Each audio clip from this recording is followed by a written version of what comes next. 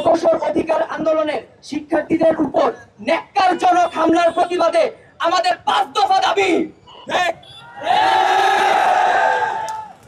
এক, স্বরাষ্ট্র উপদেষ্টা জাহাঙ্গীর আলম চৌধুরীকে প্রকৌশল অধিকার আন্দোলনের শিক্ষার্থীদের উপর বর্বরিচিত এবং ন্যাক্কারজনক হামলার জন্য আন্দোলনকারীদের সামনে এসে উপস্থিত হয়ে উক্ত ঘটনার জন্য ক্ষমা চাইতে হবে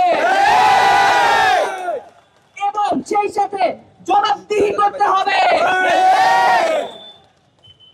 2, প্রজ্ঞাপনের মাধ্যমে ইতিপূর্বে গঠিত কমিটিকে আমরা আমাদের প্রতিনিধিত্বের অনুপযুক্ত মনে করি। উক্ত কমিটিকে আমরা প্রত্যাখ্যান করলাম। অনতিবিলম্বে বিশ্ববিদ্যালয়ের শিক্ষক প্রতিনিধি সহ প্রকৌশল অধিকার আন্দোলনের স্টেক হোল্ডারদের সাথে নিয়ে কমিটি সংস্কার করে পেশকৃত 3 দফা দাবিকে দ্রুততম সময়ের মধ্যে মেনে নির্বাহী আদেশের মাধ্যমে প্রজ্ঞাপন জারি করতে হবে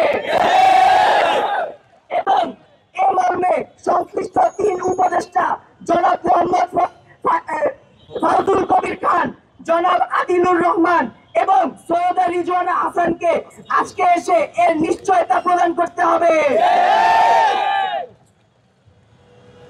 3, হামলায় আহত সকল শিক্ষার্থীদের চিকিৎসার ব্যয়ভার সরকারকে বহন করতে হবে এবং উক্ত আন্দোলন চলাকালীন সময়ে সকল শিক্ষার্থীদের সুরক্ষা নিশ্চিত করতে হবে। পুলিশ দিয়ে এই যৌক্তিক আন্দোলনে আর কোন প্রকার হামলা করা যাবে না। এক, পুলিশ দিয়ে আন্দোলন বন্ধ করা যাবে না। পুলিশ দিয়ে আন্দোলন বন্ধ করা যাবে না। পুলিশ দিয়ে আন্দোলন বন্ধ করা যাবে না। 4, লোকন ভাইয়ের উপর হামলাকারীদের অনতিবিলম্বে গ্রেফতার করে আইনের আওতায় আনতে হবে এবং চাকরি থেকে বহিষ্কার করতে হবে।